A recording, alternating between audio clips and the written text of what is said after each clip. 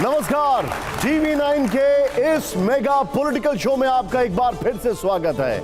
हमेशा की तरह आज भी देश के 5 जाने माने संपादक हमारे साथ यहां पर मौजूद हैं, लेकिन मैं आप सभी को बताना चाहता हूं कि आज सवाल जवाब का जो मुकाबला है वो आसान नहीं होगा। आज टक्कर बराबरी की होने वाली है। आज आप सभी का काम थोड़ा बढ़ जाएगा, क्योंकि इस शो में बहुत सी हेडलाइंस मिलने वाली हैं। क्योंकि आज इस हॉट सीट पर यहां पर जो आप देख रहे हैं वो नेता आने वाले हैं जिनका आप लोग भी बहुत दिनों से इंतजार कर रहे थे। जोरदार तालियां हो जाए यहां पर और स्वागत करिए लोकसभा सांसद, एआईएम के चीफ, देश के बेजोड़ वक्ता, संविधान और कानून के जानकार, जो अपने बयानों और तर्कों से करते हैं विरोधियों की ऐसी तैसी। TV9 के स्टूडियो में आ चुके हैं असदुद्दीन ओवैसी जी।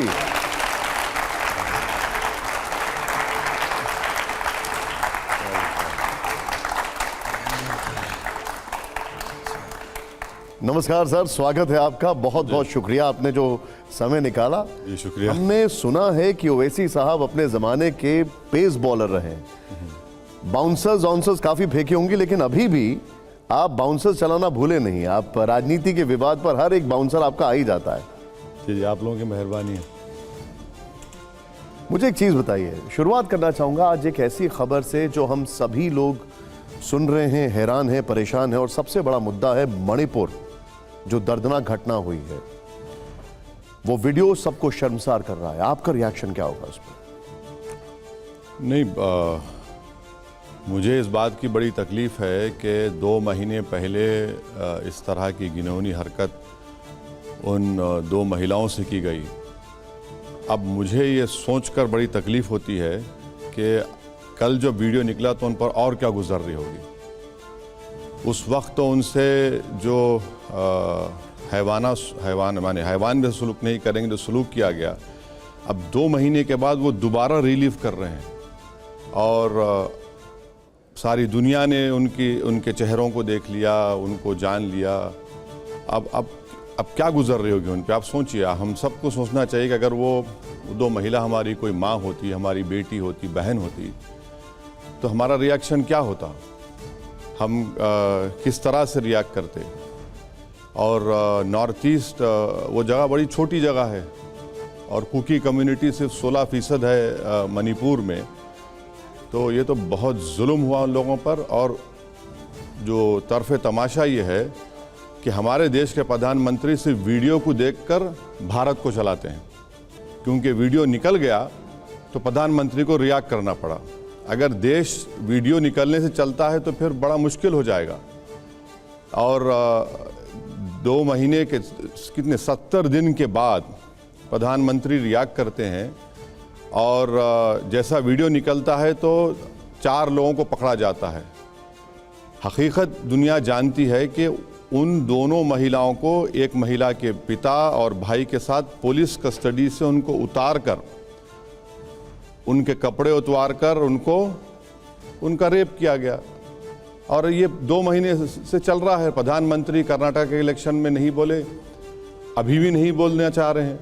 तो जब तक मणिपुर का मुख्यमंत्री रहेगा वहाँ पर कुकीज़ के ऊपर जुल्म चलता रहेगा। प्रधानमंत्री जान लीजिए उसको नहीं हटाएंगे। हम ये समझते थे कि 2002 के बाद बीजेपी ने कुछ सीखा होगा, कम से कम PR मेंटेन करने का तरीक़ा सीखा होगा। इंसाफ तो खैर करना उनसे बड़ी बात है, मगर वो नहीं सीखे, नहीं सीखना चाह रहे, और वो जुल्म जारी रहेगा। मणिपुर में आप अंदाज़ा लगाइए कि अगर 6000 हथियार लूटे गए, 60,000 गोलियां लूटी गई, अगर उसमें से 20 हथियार कश्मीर में लूटे जाते तो पूरे भारत में बीजेपी का प्रोटेस्ट होता। बोलते कि आतंकवादी लूट कर चले गए। क्योंकि बीजेपी की सरकार है और देश की जनता में एक नफरत दिलो दिमाग में डाल दी गई है, तो समझते हैं कि नहीं भाई हम कुछ नहीं बोल सकते। लेकिन मोदी हमारा रैम्बो है। बीजेपी का कहना है कि संसद शुरू होने से पहले इस वीडियो को जानबूझकर रिलीज किया गया। इसकी टाइमिंग जो है वो इसलिए की गई जिससे कि संसद प्रभावित हो। ये बेशर्मी की हद है और बेहुदेपन की हद है। और इससे जाहिर होता है कि बीजेपी के पास उन महिलाओं की और उन मणिपुर में जो लोग 130 लोगों की जो हत्या हुई है, कई महिलाओं का रेप हुआ है, ये मैं नहीं कह रहा हूँ, बीजेपी के 7 एमएलएज ये कह रहे हैं कि ये 1-2 महिला नहीं है, कई महिलाओं का रेप हुआ है। वीडियो जारी किया गया, किसने जारी किया बताइए? वहाँ तो इंटरनेट बैन आपने लगा के रखा है, कौन जारी किया? लगा दीजिए एनआईए, उस पर एक एनआईए का इन्वेस्टिगेशन करवा दीजिए, यूएपीए लगा दीजिए। माने बजाय उसके कि पीड़ित परिवार से आप हमदर्दी दिखाते, आपको तकलीफ इस बात की है कि हम बेशर्म हो गए। बीजेपी को इस बात की तकलीफ है कि हम नंगे हो गए, वो महिला का क्या होगा बताइए? वीडियो निकला, उसकी तकलीफ है, संसद शुरू हो रहा है, वीडियो निकल रहा है। अरे वे 70 दिन से चल रहा है। एक बात सुन लीजिए, जो एडिशनल एफिडेविट सुप्रीम कोर्ट में दाखिल किया गया वो तो कॉन्स्पिरेसी का हिस्सा नहीं हो सकता, जिसमें एक कुकी शख्स का, बीजेपी के विधायक का एक पीआरओ है जिसने उसका सर काटकर सर हाथ में पकड़ा हुआ है और उस सर को उस पर फेंस पर लगाता है। ये सुप्रीम कोर्ट के एफिडेविट में लिखा गया। अब बीजेपी के इसको भी कहेगी कि ये झूठ है। तो ये सब हो रहा है वहां पर। 300 चर्चेस को जला दिया गया। ऑस्ट्रेलिया, कनाडा में अगर किसी मंदिर के ऊपर कोई ग्रेफिटी उतारता है तो देश के प्रधानमंत्री फोन उठाकर या एक्सटर्नल अफेयर्स के लोग ऑस्ट्रेलिया की सरकार से, कनाडा की सरकार से अपनी तकलीफ का इजहार करते हैं। तो 300 चर्चेस तो भारत में जला दिए गए, मणिपुर में। अच्छा, मुझे एक बात बताइए ओवैसी साहब, आप सभी लोग कहते हैं कि प्रधानमंत्री इस पर कुछ बोले नहीं। प्रधानमंत्री ने एक स्टेटमेंट दिया, उन्होंने कहा उनको बहुत क्रोध है और कार्रवाई होगी इसके ऊपर। प्रधानमंत्री जब अमेरिका से लौटे तो पहली उनकी जो मीटिंग थी, जो बातचीत हुई, मणिपुर पर हुई। गृह मंत्री क्या सरकार के रिप्रेजेंटेटिव नहीं है? गृह मंत्री खुद वहां पर गए। तो क्या ये कहना, देखिए आपकी हर बात, चलिए मैं झूठ बोल रहा हूं। गृह मंत्री कब गए? गृह मंत्री गए 5 हफ्तों के बाद। गृह मंत्री जाकर वहां पर अमित शाह साहब ने कहा था कि मैं 15 दिन में फिर लौट कर आऊंगा। 15 दिन से ज्यादा का वक्त हो गया। आज भी वहां पर हत्याएं हो रही हैं। 50,000 लोग अपने ही देश में बेघर हो चुके हैं, रिफ्यूजी की जिंदगी गुजार रहे हैं। और क्या प्रधानमंत्री और गृह मंत्री को नहीं मालूम था कि ये रेप हुआ है? किस बुनियाद पर देश के प्रधानमंत्री कह रहे हैं कि हम तमाम लोग का सर नीचे झुक गया? नीचे सर अगर झुका है तो बीजेपी सरकार का झुका है। आपकी नाअहली की वजह से, आपकी निकम्मेपन की वजह से, आपने पूरे देश में पिछले 9 साल से जो मेजॉरिटेरियन प्रोजेक्ट शुरू किया है उसकी वजह से हुआ है। एक महिला का, 2 महिलाओं के रेप का वीडियो देखकर अगर हम में गीरत जागेगी तो फिर देश कैसा चलेगा बताइए? ठीक है नीरजा जी। वैसे साहब, मैं बड़ा आपका पुराना फैन हूँ। आपसे एक सवाल पूछना चाहता हूँ जो मणिपुर से थोड़ा हटकर है। मणिपुर की बात हम कर रहे हैं जो बहुत बेहद शर्मनाक है, नाकाबिले बर्दाश्त है, रेप हुआ है महिलाओं का एट्सेट्रा। मगर इस मुल्क में, जैसा आप कई बार फरमा चुके हैं, डेमोक्रेसी का रेप हो रहा है, पार्लियामेंट्री सिस्टम का रेप हो रहा है, जुडिशरी प्रॉब्लम मर्डर हो रही है। तो उसके बारे में अगर हम चुप रहते हैं तो क्या ये ख़तरा नहीं पैदा होता है कि हम इन्हीं तरह की छुटपुट चीज़ बड़ी चीज़ है। मगर मुझे लगता है कहीं आप जब पार्लियामेंट में बोलते हैं तो याद आता है वो ज़माना जब मधुलिमे बोला करते थे, जॉर्ज फर्नांडिस बोला करते थे और लोग सुनते थे।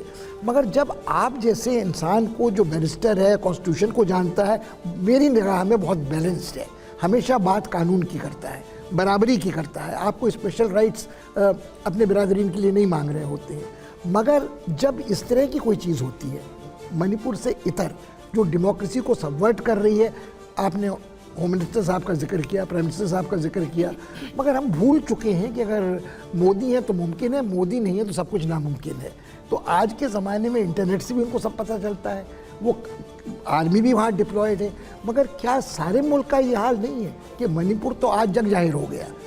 क्या ऐसा और स्टेट्स में नहीं हो रहा है? नहीं, बिल्कुल हो रहा है, बिल्कुल हो रहा है, यकीनन हो रहा है। पिछले 9 साल से हो रहा है। जो भारत के लड़के जब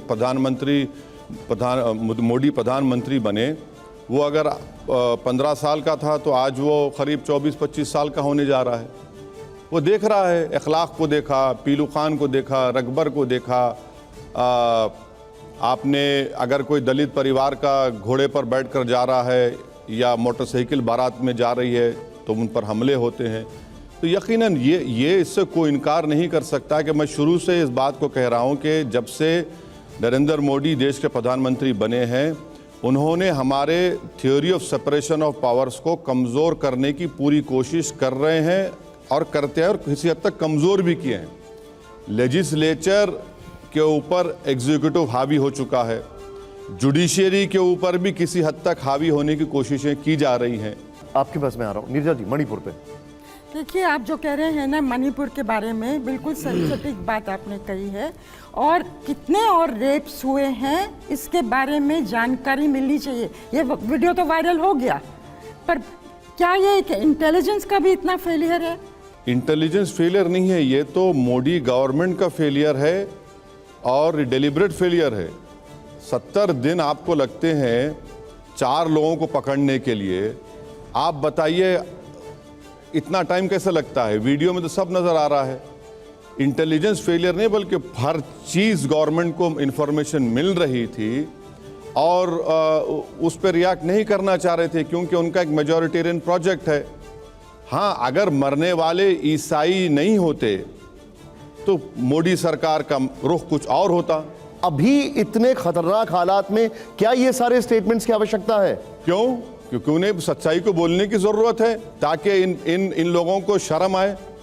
मगर किसी ने कहा था कि शर्म इनको नहीं आती, इतनी अहमियत है तो सच्चाई तो बोलना पड़ेगा ना भाई। देश के प्रधानमंत्री कल मणिपुर चले जाएं और जाकर उन कुकी लोगों से मिले, मेटी के लोगों से मिले, नागाज से मिले और उनको प्रधानमंत्री इत्मीनान दिलाकर आए। आप यकीन जानिए जल्द से जल्द हालात नॉर्मल हो जाएंगे। आरोप पे तो आप पे भी लग रहे हैं कि राहुल गांधी गए लेकिन ओवैसी साहब यहां से बयान दे रहे हैं। ओवैसी साहब मणिपुर क्यों नहीं गए?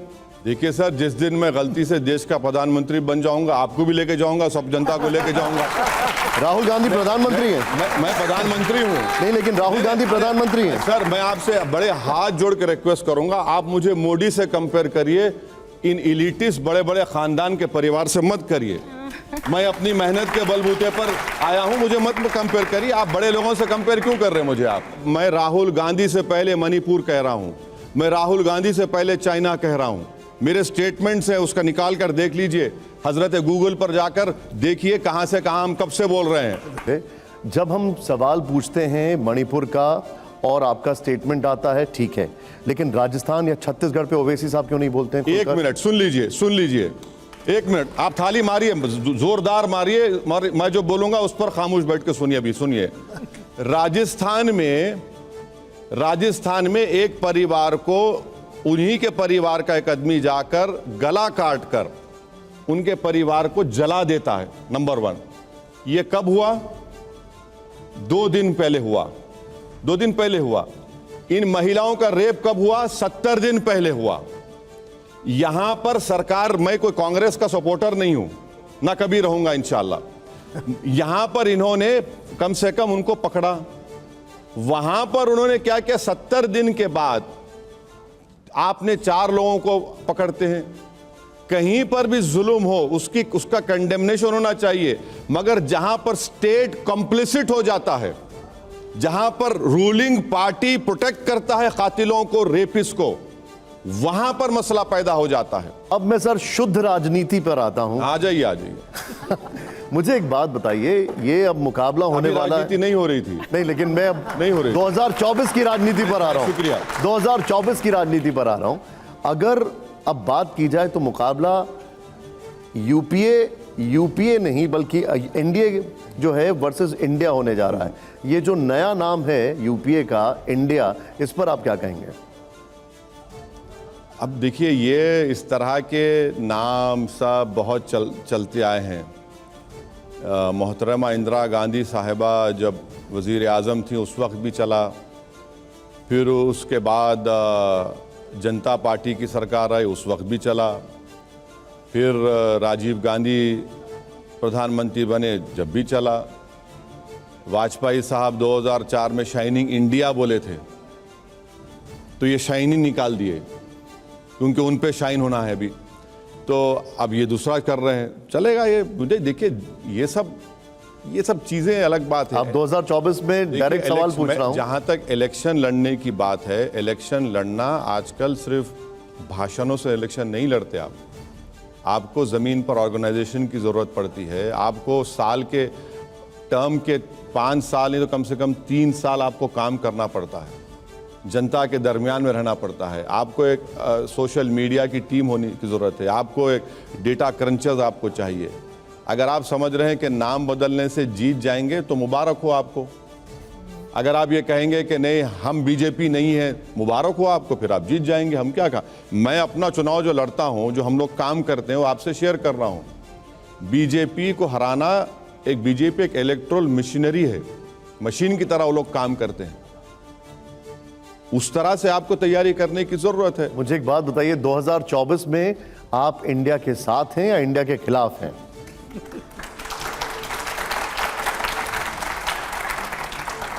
मुझे नहीं मालूम आपकी नजर में इंडिया का मतलब क्या है। जहां तक मैं जानता हूं, भारत के संविधान में जो इंडिया है वो सही इंडिया है, और जो मैं संविधान के साथ था और संविधान के साथ रहूंगा। और ख़ास तौर से फंडामेंटल राइट्स मेरे लिए बहुत इंपॉर्टेंट हैं ड्यूटीज से ज़्यादा, तो मैं उनके साथ हूं। अब ना मैं एनडीए के साथ हूं, ना मैं ये जो क्या उन्हें बताया क्या है इंडियन, जो भी लंबा चौड़ा माने, वो नहीं मालूम। आपको याद हो गया तो मुबारक हो आपको, मुझे तो याद हो रहा है, चढ़ता ही नहीं है ज़बान पे वो। तो ये तो संभव नहीं है आपको याद ना हो, बट एनीवे नहीं, आपने बहुत अच्छे से मनूवर कर दिया उसको। देखिए जब 2004 से 2012 तक हम यूपीए की सपोर्ट किए थे, और उस वक्त सपोर्ट किए थे जब न्यूक्लियर डील में ये कम्युनिस्ट पार्टी के लोग डॉक्टर मनमोहन सिंह के खिलाफ खड़े थे, बीजेपी के साथ खड़े थे। हम उस वक्त इनका साथ दिए जब उस वक्त के आंध्र प्रदेश में इन्हीं के पार्टी के तेलंगाना के एमएलएज और आंध्रा के एमएलएज उस वक्त के उनके कांग्रेस के मुख्यमंत्री के खिलाफ वोट डालने वाले थे। हम इनका उस वक्त साथ दिए जब प्रणब मुखर्जी प्रेसिडेंट का इलेक्शन लड़ रहे थे, तो इनको ये डर था कि इनके आंध्रा के एमएलएज जगन मोहन रेड्डी के साथ चले जाएंगे तो इनको शर्मिंदगी होगी, वोट नहीं मिलेगा। तो इन्हीं लोगों के बोलने के ऊपर हम जगन मोहन रेड्डी से मिलने जेल में गए थे। नहीं लेकिन तो सुन तो लीजिए, जेल में गए थे।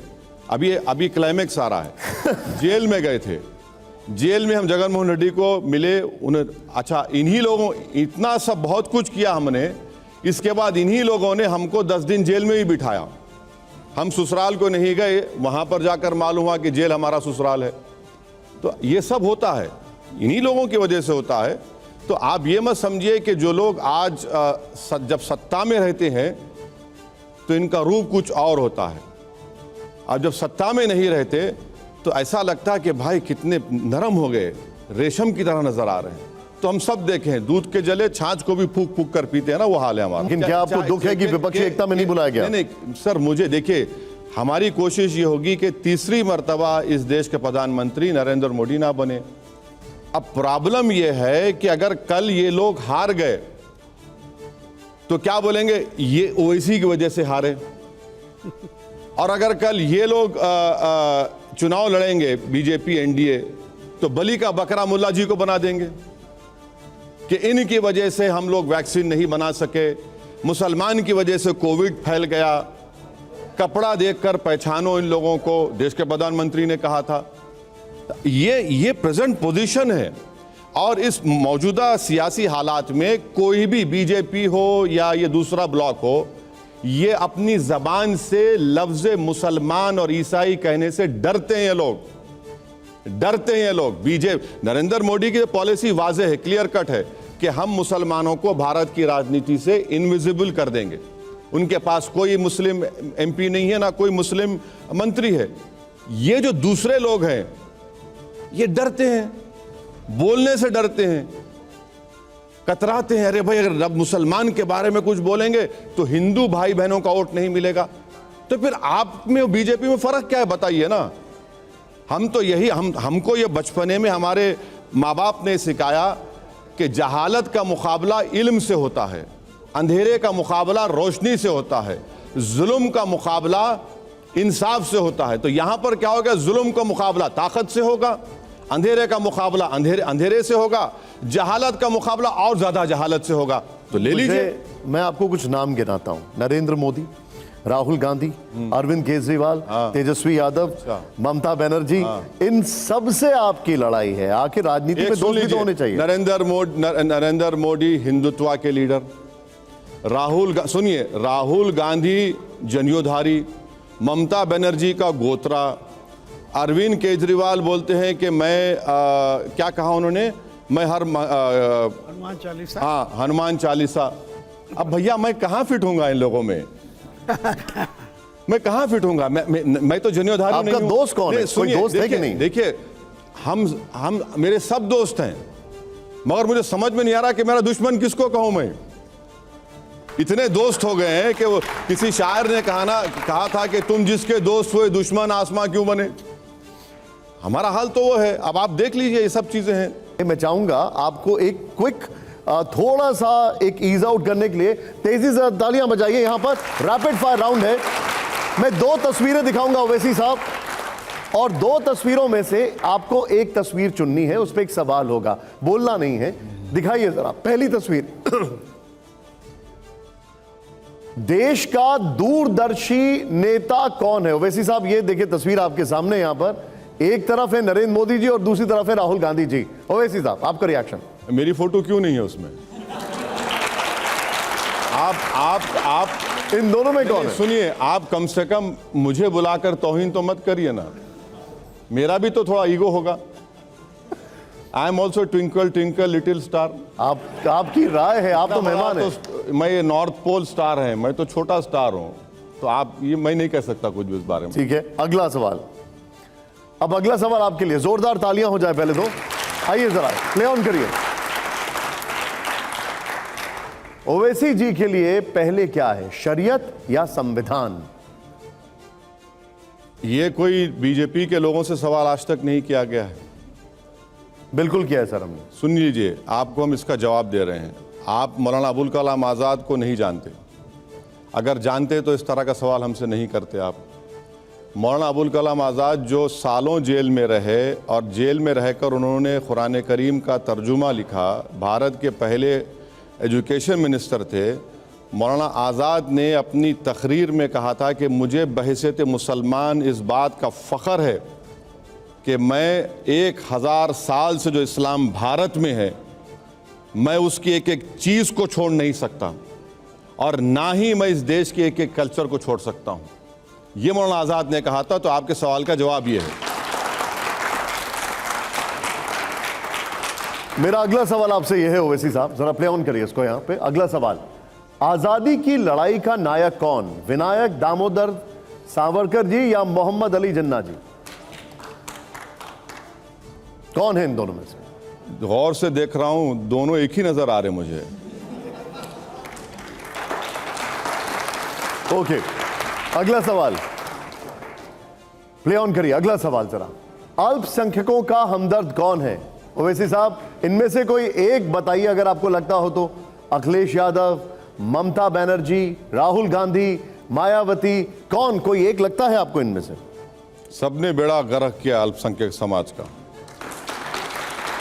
किसी ने डराकर, किसी ने मुस्कुराकर, किसी ने मुशायरे कराकर, किसी ने खवाली कराकर, सब ने ऐसा ही हमको कभी चॉकलेट दे दिया, कभी लॉलीपॉप दे दिया, कभी मीठी मीठी बातें की। और अब देखिए, अब जो मोहतरम लाल टोपी पहने हुए हैं, उनका मामला ये है कि उत्तर प्रदेश में मुसलमानों की तारीख में इतना वोट उनको नहीं मिला, कभी नहीं मिला किसी पार्टी को। उनको वोट मिला, तब भी बीजेपी को नहीं हरा पाए। अब जब उन्हीं के पार्टी के एक एमएलए का पेट्रोल पंप तोड़ा जाता है तो ये बोल नहीं सकते। इलाहाबाद में घर है, वाइफ के नाम पर हस्बैंड को नोटिस दी जाती है, घर तोड़ा जाता है, बोल नहीं सकते। अब जो मैडम बाजू हैं, बड़ी फाइटर हैं, अपने बलबूते पर राजनीति में पार्टी बनाई है, कभी जाकर वहाँ पर मुसलमानों का एजुकेशनल सोशल स्टेटस देख लीजिए।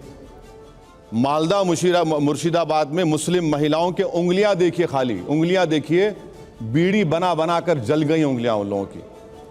मालदा मुर्शिदाबाद का जो पानी में जो ग्राउंड वाटर में जो आर्सेनिक है वो WHO लिमिट से ज़्यादा है। तीसरे जो महाशय की फ़ोटो आप दिखा रहे हैं, उनसे पूछ लीजिए कि भैया बाबरी मस्जिद का मसला क्या गोविंद GB पंत नहीं थे जब से शुरू नहीं हुआ? क्या ताले उस वक्त नहीं खोले गए जब आपके पिताजी वज़ीर आज़म नहीं थे? क्या मस्जिद शहीद नहीं हुई जब आप ही के पार्टी के प्राइम मिनिस्टर थे? क्या आपकी सरकार में नेल्ली का 10 मैसेकर नहीं हुआ? क्या आप ही के सरकार में मुरादाबाद में, ये लोग आप जानते नहीं, 1986 में ईद के दिन 350 मुसलमानों को गोली मार दी गई मुरादाबाद में, आप ही की सरकार थी। अब बहन जी की बात है, बहन जी की मैं इन तीनों से ज़्यादा इज्जत करता हूँ, इसलिए कि वो जो मुखालिफत पॉलिटिकल है मेरी, मगर उन्होंने जो मुख्यमंत्री बनी और दलितों को एक पॉलिटिकल आइडेंटिटी दिलाई, ताकत दिलाई, मगर अफसोस है बहन जी ने भी एक डेफिनेट स्टैंड नहीं लिया बात चीज़ों के ऊपर, इसीलिए आज वो कमज़ोर हो रही है। जिस दिन बहन जी एक डेफिनेट स्टैंड लेंगे उत्तर प्रदेश में, उनको फ़ायदा होगा। लेकिन आपकी बातों से लग रहा है कि आप मायावती जी को ही चुन रहे हैं। थोड़ी सी तारीफ जो आपने की उन्हीं की क्या ये पॉलिटिकल मैसेज है? नहीं, देखिए तारीफ करना असदुद्दीन ओवैसी की फितरत में नहीं है। मैं सिर्फ सच्चाई को बयान कर रहा हूं। तारीफ वो लोग करते हैं, आज के माहौल में तारीफ वही लोग करते हैं जो गुलाम होते हैं। तारीफ वही लोग करते जो डर जाते हैं या अपना मफाद हासिल करने के लिए, या कोई पोस्ट चाहिए उनको, किसी को वाइस चांसलर बनना है, किसी को गवर्नर बनना है, किसी को वो बॉडी का वो चाहिए, वो लोग तारीफ करते हैं। ठीक है, मेरा काम नहीं है। खैर, एक बार जोरदार तालियां हो जाएं। अगले सवाल से पहले अब आपको एक ही चुनना है। तस्वीर में दिखा रहा हूं, जरा प्ले ऑन करिए इसको। यहां पर बेहतर प्रधानमंत्री कौन, वाजपेयी जी, मनमोहन सिंह जी या नरेंद्र मोदी जी? एक सर, अगर एक चुनना पड़े तो आपको। देखिए, डॉक्टर मनमोहन सिंह साहब की हमने तायीद की थी 2004 से 2012 तक। उनका पहला टर्म बहुत अच्छा था डॉक्टर मनमोहन सिंह साहब का, मगर सेकेंड टर्म में जो तकालीफ का दौर शुरू हुआ, जो गलतियों का दौर शुरू हुआ, और उसका खैमियाजा आज हमको भुगतना पड़ रहा है कि वो सेकेंड टर्म की वजह से 14 में बीजेपी को फ़ायदा हुआ। तो ये बात बिल्कुल सही है कि पहला टर्म, मैं अपनी राजनीति में देखा हूँ एज MP बनकर, तो डॉक्टर मनमोहन सिंह को पहले प्राइम मिनिस्टर के तौर पर हम पार्लियामेंट में गए देखे, पहला टर्म उनका बहुत अच्छा था। ठीक है, अब देश के प्रधानमंत्री तो मोदी साहब हैं। अब यहाँ पर तो ऐसा है ना कि ये गलती कर ही नहीं सकते, कुछ गलती हो ही नहीं सकती। जब वाजपेयी साहब जब वज़ीर आज़म थे तो एक ब्रिक्स की रिपोर्ट आई थी, ब्रिक्स गोल्डमैन सैक्स की रिपोर्ट थी, 2003 की बात है, जिसमें उस गोल्डमैन सैक्स की रिपोर्ट में कहा गया था कि भारत 10 साल के अंदर दूसरी या तीसरी बड़ी इकॉनमी बनेगा। आज भारत की इकॉनमी, हम अमेरिका ऊपर है, चाइना है, जर्मनी, जापान है, जर्मनी, और भारत 5वें नंबर पर है। तो ये जो बातें की जाती है ना कि 5 ट्रिलियन नहीं, अभी हमारी 3.7 ट्रिलियन है। तो हम ये बात आपको समझने की ज़रूरत है।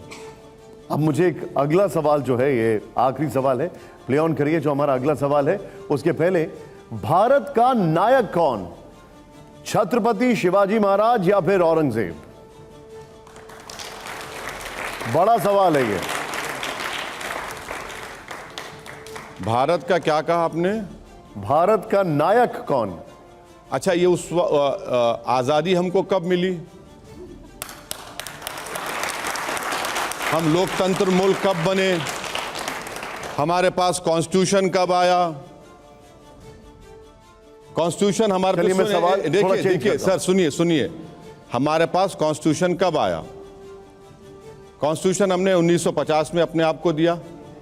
आज़ादी हमको मिली 15 अगस्त 47 को। तो अब प्रॉब्लम आप लोगों में यह है कि आप इन नौजवान बच्चों को 400 साल पीछे ले जाना चाहते हैं। मैं आपसे कह रहा हूं कि भैया ये जो इस देश का जो डेमोग्राफिक डिविडेंड है ना, जो किसी विश्व के देश में नहीं है, हमारी आबादी 28 साल की 50% है और ये डेमोग्राफिक डिविडेंड 2040 तक रहेगा। अगर हम इसको इस्तेमाल करेंगे तो भारत सुपर पावर बनेगा। सवाल ये है, सुनिए सवाल है, एक मिनट ओवैसी साहब, एक मिनट, ये बच्चे किसको रोल मॉडल माने अगर इन दोनों की बात हो तो? मैं आपके सवाल का जवाब दे रहा हूं और आपके सवाल का एक जवाब ये भी देता हूं कि छत्रपति शिवाजी महाराज मुसलमानों के कभी खिलाफ नहीं थे। ये आरएसएस और बीजेपी बोलती है। छत्रपति शिवाजी महाराज जब कल्याण पे कामयाबी हासिल की और कल्याण के नवाब की बहू उनके सामने पेश की गई तो छत्रपति शिवाजी ने कहा कि ये इसको मैं देखना पसंद नहीं करूंगा, उसको इज्जत के साथ इसको वापस कर दिया जाए। छत्रपति शिवाजी जब आगरा की किले से भागे थे उनके साथ मुसलमान था। छत्रपति शिवाजी का जो नेवी का चीफ था वो मुसलमान था। छत्रपति शिवाजी का जो टैंक्स आर्टिलरी का चीफ था वो मुसलमान था। छत्रपति शिवाजी के दादा एक सूफी बुजुर्ग के पास जाते थे। क्या इन बच्चों का ये देखिए, ये ज्ञान दे रहा हूं सबको, आपको भी नहीं, लेकिन आप लाकर ये बता रहे हैं। लेकिन मुझे एक बात बताइए, नहीं देखिए, आप लाकर ये बता रहे हैं कि आप पसंद करो कौन है। भाई साहब, देश आजाद होने के बाद देश चलेगा तो संविधान से चलेगा। उस जमाने में कोई संविधान नहीं था, उस जमाने में संविधान नहीं था। राजाएं थे, बादशाह थे, उनका अलग था मामला। अब देश आजाद हुआ है 200 साल की अंग्रेजों की गुलामी के बाद, जिसमें हम सब ने, हमारे बुजुर्गों ने अपना खून पसीना जब मैंने आपसे शरीयत और संविधान का सवाल पूछा था तब आपने जवाब भी नहीं दिया मुझे। हाँ, जब मैंने आपसे शरीयत और संविधान का सवाल पूछा था तो आपने मुझे जवाब ही नहीं दिया। नहीं, आपको अभी दे देता हूं, अभी दे देता हूं, फिर से लगा दिया सवाल। आपने बहुत अच्छा सवाल किया। सुनिए, जब संविधान बना ना 1950 में, 1937 एक्ट, 1949 एक्ट के बारे में बाबा साहब अंबेडकर ने नहीं कहा कि निकाल दो इसको, के.एम. मुंशी ने नहीं कहा निकाल दो इसको। तो संविधान हमने बनाया, संविधान में हमने कहा कि आपको फ्रीडम ऑफ रिलीजन है। संविधान हमने बनाया और कहा कि तुम सिख रहो, अपने मजहब पर रहो, तुम मुसलमान रहो, इस्लाम पर रहो, तुम बुद्ध हो तो बुद्ध मजहब पर रहो, तुम किसी खुदा को नहीं मानते तो भी कोई बात नहीं, ये भारत है। नहीं तो फिर इसको क्या हमने बनाया। मगर बीजेपी ये करना चाहती है। नहीं, लेकिन मैं आपसे पूछ रहा हूं, अभी बीजेपी का नहीं सवाल पूछ रहा हूं, मैं पूछ रहा हूं आपके लिए संविधान है या शरीयत है? आपके लिए संविधान है या शरीयत है सर? हैं? संविधान या शरीयत? आपको संविधान चुनना है या शरीयत चुनना है? संविधान ही आपको फ्रीडम ऑफ रिलीजन देता है। संविधान ही आपको आर्टिकल 25 देता है, 26 देता है, 29 देता है, सुन लीजिए, 29 देता है, राइट टू इक्वालिटी देता है, राइट टू लाइफ देता है, ठीक है, आर्टिकल 19 देता है। अब ये प्रॉब्लम टीवी के एंकर से ये है कि मुसलमान देखते कि उनको मेरी वफादारी पर शक हो जाता है। नहीं, मुझे कोई शक नहीं। नहीं, सुनिए, मुझे कोई शक नहीं। अंडमान में सबसे पहला कैदी कौन गया था? उसका नाम मौलवी इस्माइल था, वो हैदराबाद से गए थे, सबसे पहला जाने वाला मुसलमान। अब अगर आज मौलवी इस्माइल यहां पर आ जाएंगे तो उनसे सवाल करेंगे आप ये? ठीक है, अब उस विषय पे आता हूं। वैसे उससे पहले एक जोरदार तालियां हो जाए जो अभी तक उन्होंने जवाब दिया। अब एक विषय है ओवैसी साहब जिस पर हर कोई आपका रिएक्शन, हर कोई ये जानना चाहता है कि आपका व्यू पॉइंट क्या है। वो है यूसीसी, यूनिफॉर्म सिविल कोड। साफ और सीधे शब्दों में मैं आपसे जानना चाहता हूं, अगर भारत एक देश है, क्या एक विधान होना चाहिए यहां पर? इस पर आपको क्या दिक्कत है, आपकी क्या राय? देश के प्रधानमंत्री ने भोपाल में जाकर कहा था कि एक घर में 2 कानून कैसे, यही कहा था ना, यही कहा था ना। Article 371 A, B, C, D, E, F, G, H 2 कानून हो गए। आप में से कोई भी यहां से दिल्ली से निकलकर अरुणाचल प्रदेश नहीं जा सकता, आपको परमिट लेना पड़ता है। 2 कानून हो गए। मैं बहैसियत मुसलमान हिंदू अनडिवाइडेड फैमिली के टैक्स रिबेट मुझे नहीं मिलते क्योंकि मैं हिंदू नहीं हूं, 2 कानून हो गए। चौथी बात यह है कि ये देश विभिन्नताओं पर बना हुआ है। हम अपने प्लुरलिज्म को सेलिब्रेट करते, उसको हेट नहीं करते। पांचवी बात यह है कि एक घर में दो कानून कैसे, देश के प्रधानमंत्री आपको दूसरी तरफ लेके चले गए। सीआरपीसी का हमने कितने बार अमेंडमेंट किया, आईपीसी का कितने बार अमेंडमेंट किया। अभी हालिया दिनों में उत्तर प्रदेश में एंटिसिपेटरी बेल का प्रोविजन दिया गया, पहले नहीं था। और एक बात, अब आप ये भी देख लीजिए कि एक घर में दो कानून की बात करते हैं। संविधान में एक कंकरेंट लिस्ट है, एक स्टेट लिस्ट है। कंकरेंट लिस्ट में गवर्नमेंट ऑफ इंडिया भी कानून बना सकती है, स्टेट भी बना सकता है। स्टेट लिस्ट में सरकार नहीं, यूनियन गवर्नमेंट ऑफ इंडिया नहीं बना सकता। अब आप आ जाइए आपके मुद्दे पर। मैं ये लाया था कागज, मुझे मालूम था कि आपका फेवरेट सब्जेक्ट है ये। अब आप बताइए, Hindu marriage act section 5 subsection 4(5) में ये कहा गया कि हिंदू रिलीजन में सपिंडा रिलेशन होगा। बाप की तरफ से 7 पीढ़ी, मां की तरफ से 5 पीढ़ी में शादी नहीं हो सकती। मगर उसमें आपने एक एक्सेप्शन का अवॉर्ड कर दिया, अगर कस्टम और यूसेज है तो। 2 कानून हो गए। फिर आपने सेक्शन 7 हिंदू मैरिज एक्ट में कह दिया कि हिंदू रस्म और रिवाज से शादी होगी, अगर कस्टम है तो कस्टम से भी हो जाएगी। फिर आपने सेक्शन 2 में शेड्यूल्ड ट्राइब्स को हिंदू मैरिज एक्ट से एग्जाम दे दिया, 2 कानून हो गए। फिर आपने तमिलनाडु में Hindu marriage act, Tamil Nadu amendment act 1967 में यह कहा कि सूय मर्यादाई और सितरुतुराती में वहां अलग होगी, 2 कानून हो गए। हिंदू सक्सेशन एक्ट में आपने 2 कानून पैदा कर दिए। अच्छा, section 6 devolution of interest, HUF का जिक्र मैंने कर दिया। फिर आपने हिंदू माइनॉरिटी गार्डियनशिप एक्ट में आपने 2 कानून बना दिए। फिर आपने सिखों के लिए आनंद मैरिज एक्ट 2012 में बनाया, उसमें 2 कानून बन गए। फिर हमने ओवैसी साहब एक बात सुनिए 2 कानून, 2 अरे बहुत एग्जाम, 2 कानून खाली शॉर्ट में बोल रहा हूं, वरना तो 1 घंटा बोल सकता हूं। छोटा नागपुर, झारखंड में छोटा नागपुर टेनेंसी एक्ट है 1908 का, आदिवासियों की जमीन का प्रोटेक्शन का एक्ट। फिर संथाल परगनास टेनेंसी एक्ट है 1949 झारखंड में, हमने 2 कानून बना दिए। सर यही तो सवाल है कि ये सब खत्म हो जाएगा ना जब वो आएगा तो। पप्पा जी ने आपको फोन करके कहा था क्या बंद कर दे, निकाल देंगे? हैं, क्या बात कर रहे हैं, खत्म कर देंगे आप प्रधानमंत्री मणिपुर का नाम नहीं ले सकते? आपको मालूम कि नॉर्थ ईस्ट में महिलाएं पॉलिएंड्री करती हैं,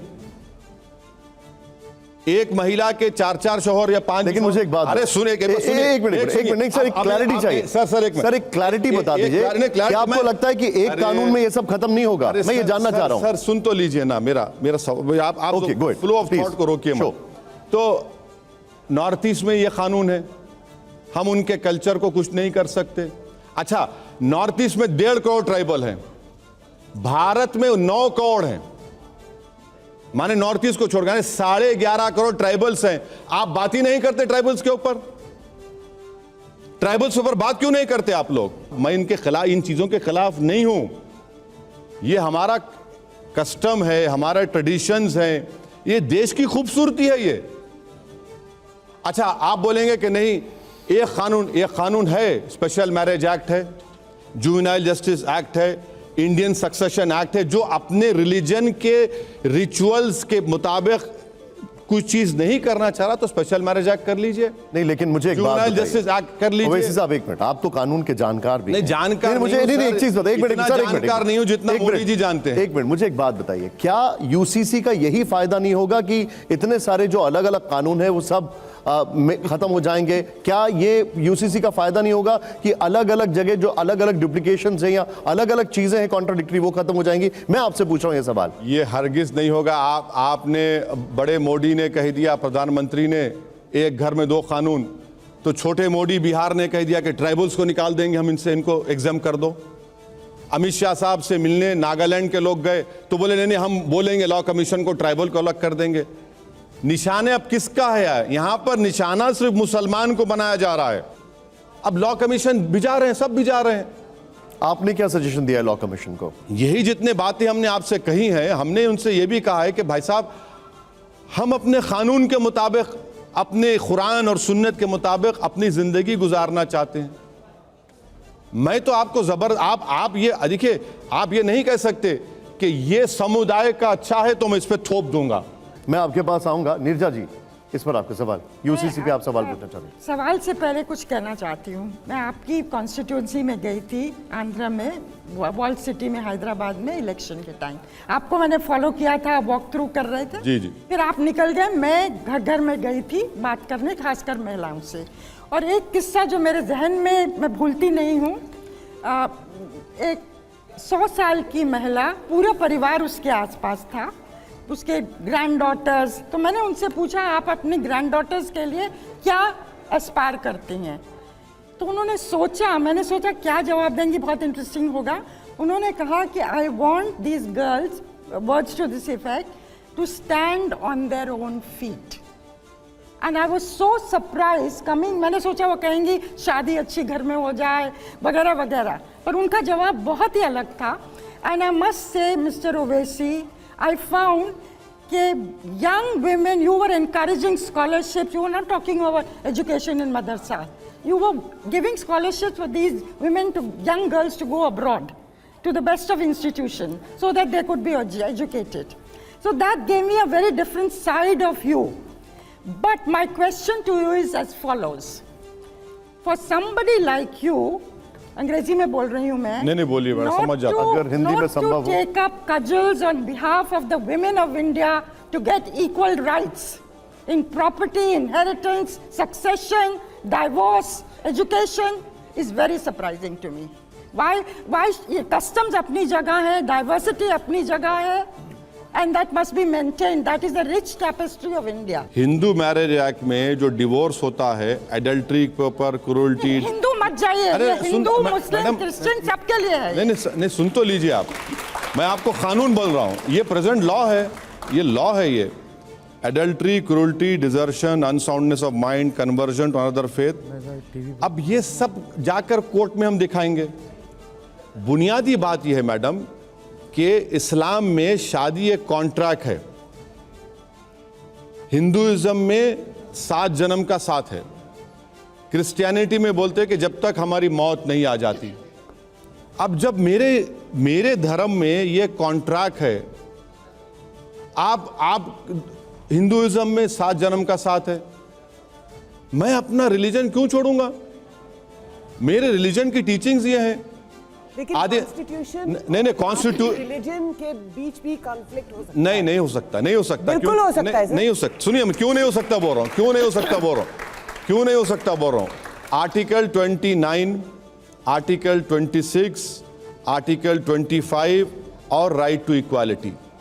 आप ये बोलना चाह रहे हैं कि आपका सिस्टम अच्छा है, मेरा खराब है। आप कौन होते भाई आपकी मोरालिटी मुझ पर इंपोज कर? हिंदुइज्म और संविधान के बीच भी कॉन्फ्लिक्ट है। नहीं, ऐसा नहीं है कि सिर्फ इस्लाम। नहीं, कॉन्फ्लिक्ट आपने बड़ी होशियारी के साथ कॉन्फ्लिक्ट नहीं होने के लिए आपने क्या किया, उसमें एग्जेम्पशंस दे दिए कस्टम्स और यूसेज के नाम पर। स्पेशल मैरिज एक्ट में आपने प्रोहिबिटेड लिस्ट डाल दी कि इसके दरमियान शादी नहीं होती। स्पेशल मैरिज एक्ट में आपने ये कह दिया कि अगर हिंदू और हिंदू की शादी होगी तो खानदान से सेवरेंस नहीं होगा, अगर हिंदू और नॉन हिंदू की शादी होगी तो खानदान से उसके ताल्लुकात खत्म हो जाएंगे। ये आपने स्पेशल मैरिज एक्ट में डाल दिया, आपने डाला है बात ये है। लेकिन सुनिए, मैं आपसे यही गुजारिश कर रहा हूं कि मैं आपकी तरह क्यों बनूं, आप मेरी तरह क्यों बने। ओवैसी साहब, आपने कहा कि आपके यहाँ शादी एक कॉन्ट्रैक्ट है। हाँ, बिल्कुल इस्लाम में, राइट? बिल्कुल है। अब मैं कुछ कंट्रीज के आपको नाम बता रहा हूं। एक मिनट सुन लीजिए, सवाल सुन लीजिए सर, आप सवाल ही नहीं बोल रहे। मैं आपका एक ही सवाल दूंगा। अरे मुझे क्या करना है, भाड़ में जाए वो कंट्रीज। अगर हम मोदी के खिलाफ बोलते इसको पाकिस्तान भिजा दो, अब आप बोल रहे हैं वो कंट्री को देखो। इस देश के प्रधानमंत्री को आपने इस्लाम का हवाला दिया, इसलिए मैं इस्लामिक कंट्रीज का एग्जांपल दे रहा हूं। सर, कोई इस्लामिक कंट्री दुनिया में नहीं है, सब मुस्लिम कंट्रीज है, इस्लामिक कंट्री कोई भी नहीं है, वो अलग बहस है। ठीक है। हमारे प्रधानमंत्री को भारत के मुसलमानों से ज्यादा मिडिल ईस्ट के शेखों से मोहब्बत है। ये हबीबी बोल के मिल लेते हैं उनसे। हम क्या करेंगे उसका? अब हम क्या करेंगे उसका बताइए? उसका जिम्मेदार मैं थोड़ी हूं। अब मेरा आपसे जो अगला सवाल है वो ये है कि जब ट्रिपल तलाक की बात आ रही थी तो बहुत सारी चीजें आई। अब एक आंकड़ा है, वो आंकड़ा ये कहता है कि कानून, बुरी तरह फंस गए अभी आप, क्योंकि आप मुझे आंकड़े में फंसाएंगे, मैं जानता हूं, फंस गए बुरी तरह। कानून के बाद इसके जो ट्रिपल तलाक के बाद जो कानून आया है, मुसलमानों के तलाक में जो दर है उसमें करीब 96% की गिरावट आई है। चलिए थाली मारिए।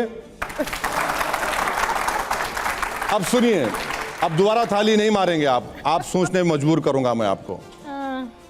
आपने कहा कि डिवोर्स में कमी आ गई कानून बनने के बाद। आपको जानकर हैरत होगी, इस देश में अगर कोई पति अपनी पत्नी से विवाह करने के बाद उसको भगा देता है, वो क्रिमिनल नहीं है, वो क्रिमिनल नहीं है। और जो 3 बार कहता है वो क्रिमिनल है। माने आपने इस मुसलमान को तो क्रिमिनल बना दिया, मगर वो पति जो अपनी बीवी को बीवी है, डिवोर्स नहीं हुआ ना सेपरेशन हुआ, उस पर कानून नहीं बनाया आपने। दूसरी बात, उसको क्रिमिनल बनाना चाहिए था, तो महिलाओं से मोहब्बत ये हुई। दूसरी बात, जिस आप मेरे तीनों स्पीचेस को उठाकर देखिए ट्रिपल तलाक के ऊपर, मैंने कहा यह कानून बनेगा तो मुस्लिम महिलाओं पर बहुत बड़ी नाइंसाफी होगी। हो रहा क्या अभी मुस्लिम सोसाइटीज में, ट्रिपल तलाक कोई नहीं कह रहा है, उन मुस्लिम लेडीज को भगा रहे हैं, डिजर्ट कर रहे हैं, डिजर्शन बढ़ रहा है, इसीलिए डिवोर्स कम हो गया। अच्छा, इस कानून की खूबसूरती यह है कि नरेंद्र मोदी ने, लॉर्ड डेनिंग भी शर्मा जाएंगे जो कानून बनाया गया था। भारत के प्रधानमंत्री ने ऐसा कानून बनाया कि बर्डन ऑफ प्रूफ महिला पर डाल दिया।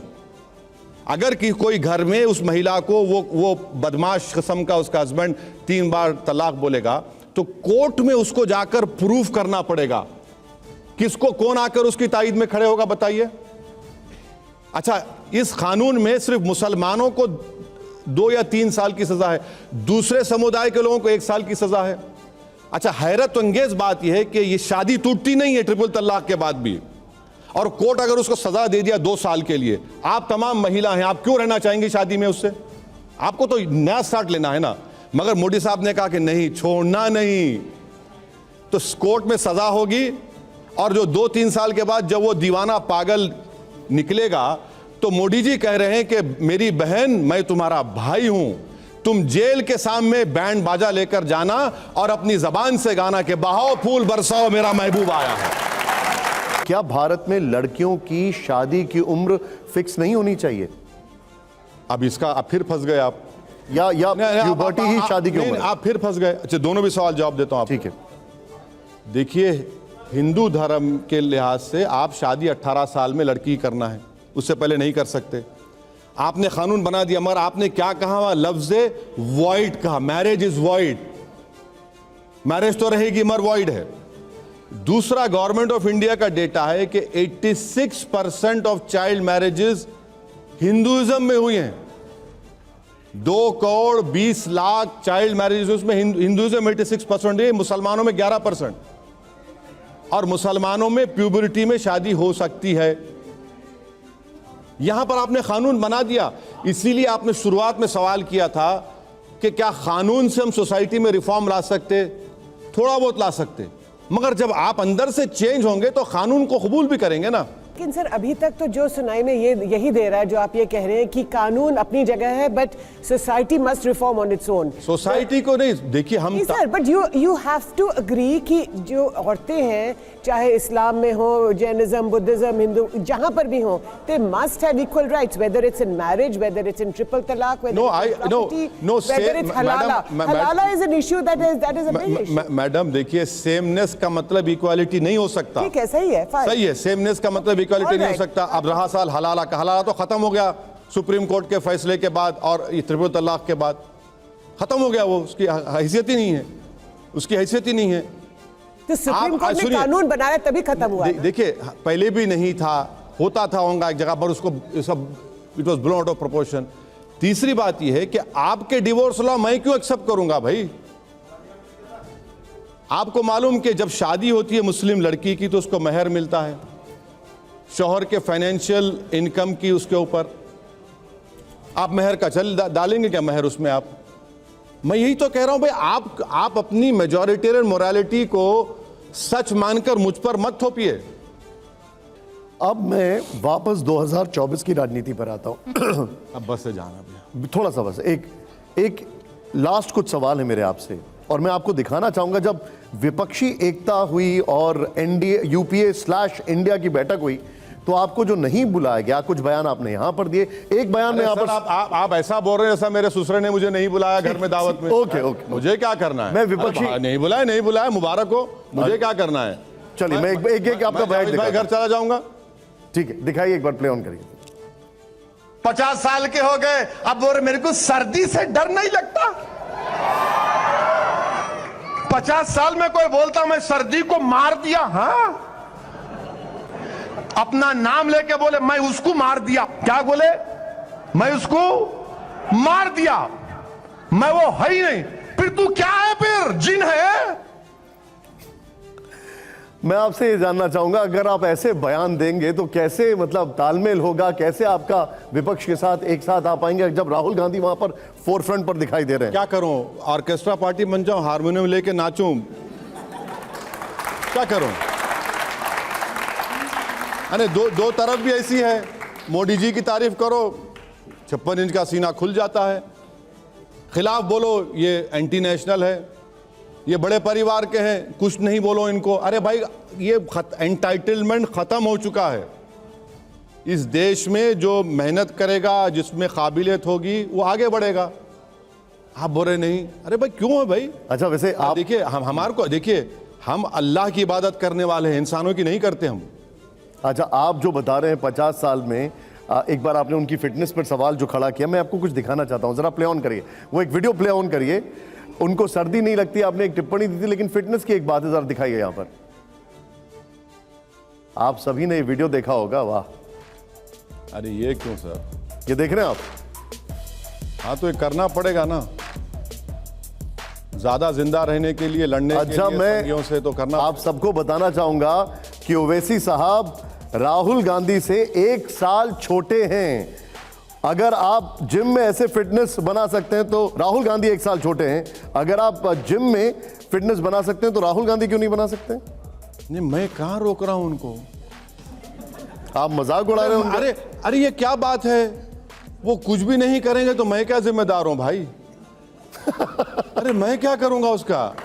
अरे अब आप देखिए कि ये प्रॉब्लम ये है कि अगर कल गाय भैंस दूध नहीं देगी, ओवैसी जिम्मेदार। आसाम में तरकारी की कीमतें बढ़ गई तो मियां जिम्मेदार, मुख्यमंत्री ने कह दिया। ये क्या है? ये हमको क्या कहा? अब करिए आप। जी अब सर प्लीज, मैंने आपको शुरू में कहा कि मुझे इन लोगों से मत मिलाइए। ठीक है, अब मेरा ये लास्ट राउंड है, मैं चाहूंगा जरा जोरदार तालियां हो आपके पास। इसके बाद मैं एंड कर रहा हूं। ये आपके पास ओवैसी साहब एक प्ले कार्ड है, या तो यस या नो, या स्ट्रेट आप बीच में दिखा देंगे तो इसका मतलब आप पास कर रहे हैं। ये प्ले कार्ड आपके पास है। अब मैं जरा सीधे, हालांकि सवाल जो है जरा ध्यान से देखिएगा, और प्लीज यस नो और पास कर सकते हैं आप, और जोरदार तालियां होनी चाहिए और बोलना नहीं चाहिए, इसमें बोलना नहीं। ओवैसी साहब प्ले ऑन करिए। पहला सवाल, न्योता मिला तो असदुद्दीन ओवैसी जी विपक्षी एकता में शामिल होंगे? सर प्ले कार्ड आपके पास है, यस नो या पास? सर जब इनविटेशन मिलेगा तो आप ही को पता चल जाएगा, अभी तो कुछ है ही नहीं। आप जाएंगे या नहीं जाएंगे? सर प्ले कार्ड आपके पास है। आप मुझे गाली देते रहते हैं, जब आपका बुरा वक्त था आप हमको इस्तेमाल किए, क्योंकि आज हम मुसलमान दलित की सियासी लीडरशिप और खुद मुख्तारी की, सियासी खुद मुख्तारी की बात कर रहे हैं, तो आपको बुरा लगता है। ये मतलब जब मिलेगा तो बताएंगे, अभी तो बुला ही नहीं ना हमको। अच्छा, ये प्ले कार्ड अपने प्लीज हाथ में रख लीजिएगा। है का प्ले कार्ड? जवान सबसे बड़ा प्ले कार्ड। लेकिन इसमें यस या नो मुझे बताइएगा, या पास? नहीं, पास का नहीं है। जब कोई चीज जब आएगी तो बताएंगे ना। ठीक। अब अगला सवाल दिखाइए जरा, विपक्ष दिखाइए जरा। विपक्ष अगर एकजुट हुआ तो बीजेपी को क्या हराया जा सकता है? मुझे नहीं मालूम क्या होगा, मुझे नहीं मालूम कितना एक होंगे। देखिए अभी पंजाब में क्या होगा हमको नहीं मालूम। क्या वहां पर भगवत मान सीट शेयर करेंगे कांग्रेस से? क्या उत्तर प्रदेश में कल रिपोर्ट आई कि समाजवादी 8 सीट देगी, क्या तैयार हो जाएंगे? क्या दिल्ली में अलायंस होगा, महाराष्ट्र में क्या खेल होगा हमको नहीं मालूम, हाँ, बिहार में कितने सीटें लोग बांटेंगे वो नहीं मालूम। तो देखेंगे, अभी तो दे कैन, अंग्रेजी कहावत है ना कि they can, there is a possibility, they can always be a slip between the cup and the lip. अब विपक्षी एकता पे भी वैसे बीजेपी का भी यही स्टैंड है, लेकिन अगली खबर, बीजेपी, देखिए बीजेपी को हराना जरूरी है। तीसरी मर्तबा देश के प्रधानमंत्री नरेंद्र मोदी बनने से हमको रोकना है। जो आज देश में हालात हैं उसमें नाकाम साबित हुए वो। ठीक है, अब मैं चाहूंगा जरा जोरदार तालियां बजाइए, हौसला बजे। ओवैसी साहब, हमारे कैमरामैन इंतजार कर रहे हैं, वो इस फॉर्मेट है यस या नो का प्ले कार्ड में, अगर आप लिख पाए इसको। क्या करें? ये आपके हाथ में प्ले कार्ड है, यहाँ पर ये यस या नो, कैमरा पर सर, कैमरा पर, और या पास कर सकते हैं यस या नो, या ठीक है, वरना आपको कट एंड पेस्ट करे कुछ दिखा देंगे। अगला सवाल, पाकिस्तान के साथ, प्ले करिए, पाकिस्तान के साथ क्रिकेट मैच खेला जाना चाहिए, यस नो या पास? अरे हमसे बगैर पूछे अहमदाबाद में वर्ल्ड कप का मैच हो रहा है, हमको पूछे ही नहीं, मुल्ला जी को पूछे बगैर आपने मैच कैसे रख दिया? ये आपका ओपिनियन है? आपको ये सवाल तो प्रधानमंत्री से पूछना चाहिए, अमित शाह साहब से पूछना चाहिए कि आप करा रहे हैं। देखिए, क्रिकेट मैच खेलेंगे और फिर देश को बोलेंगे एक बात। हम मानते हैं इस बात को कि यकीनन मुंबई में और जो भी कश्मीर में हो रहा है, पाकिस्तान से आ रहे टेररिस्ट, मगर एक कंसिस्टेंट पॉलिसी तो रखिए। अच्छा, आपने बगैर किसी को बोले ऊपर से अफगानिस्तान से प्लेन में जा रहे थे, नीचे किसी ने कहा कि घर में लाइट है, मालूम हुआ कि नवाज शरीफ घर में शादी हो रही है, आपने उतर गए वहां पर। ये क्या है? ये हमसे बगैर पूछे आप वर्ल्ड कप का मैच खेल रहे हैं वहां पर अहमदाबाद में। ठीक है, अब अगला सवाल मेरा यस और नो में, वैसे साहब प्ले कार्ड आपके पास है? नहीं, जरूरी अगला नहीं सवाल यस और नो हो। ओके, ठीक है, अगला सवाल प्ले ऑन करिए जरा। 3 तलाक रद्द होने से मुस्लिम महिलाओं को फायदा हुआ है? मुस्लिम महिलाओं का डिजर्शन बढ़ रहा है, डिजर्शन बढ़ रहा है, और सिर्फ मुसलमान बच्चों को या उनके वो हस्बैंड्स को जो गुनाह करते हैं ट्रिपल तलाक कहकर, उनको क्रिमिनल बना दिया जा रहा है। ठीक है, लास्ट सवाल है, और जोरदार तालियां करके हौसला अफजाई करें जरा यहां पर। लास्ट सवाल है, प्ले ऑन करिए। आम आदमी पार्टी बीजेपी की बी टीम है, यस या नो या पास? देखिए, मैं किसी को ये टीम वीम नहीं कहता, मैं ये कहता हूं कि आइडियोलॉजी की बुनियाद पर, उनके स्टेटमेंट्स की बुनियाद पर, और उनकी जो शुरुआत हुई है वो विवेकानंदा थिंक टैंक से हुई है, तो उसकी बुनियाद पर वो बहुत करीब है आरएसएस की आइडियोलॉजी के। अब इस शो को खत्म करने से पहले मैं आपसे एक लास्ट सवाल है मेरा, आखिरी है ना ये आखिरी है। आप जब शिकागो गए तो आपसे एक बच्चे ने सवाल पूछा कि पाकिस्तान में जो मुसलमान हैं, क्या आप उनको अपना भाई मानते हैं? आपका जवाब?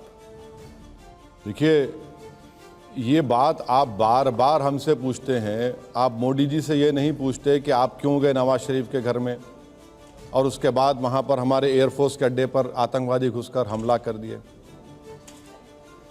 वो जवाब आपका बहुत वायरल हुआ, बहुत पसंद किया, इसलिए मैंने ये सवाल पूछा। हमने भी, आज भी मैं कह रहा हूं कि जब यशवंत सिन्हा साहब के साथ एक 2012-13 में ग्रुप गया था एमपीस का, जिसमें मुख्तार अंसारी, शाहनवाज थे, हमारे बड़े भाई कीर्ति आज़ाद थे, हम लोग सब गए वहाँ पर, उनके एमपी से बातचीत किए।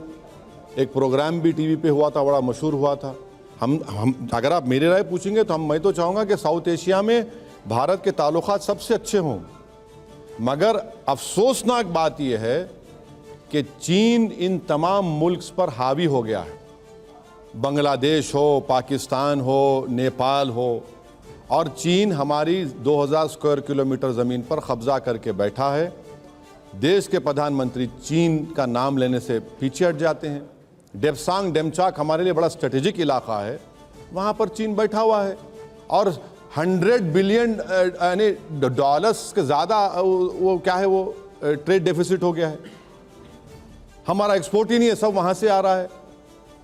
जितने एशियन AII बैंक और एक जो बैंक है, सबसे ज़्यादा लोन हमको चीन दे रहा है। ये फिर क्या हो रहा है? क्या मैच फिक्सिंग हो रही है? ये हम समझ नहीं पा रहे हैं। ओवैसी साहब, आपने TV9 के लिए समय निकाला, इसके लिए बहुत बहुत शुक्रिया। जोरदार तालियां हो जाएं। Thank you very much sir. Thank you so much. Thank you.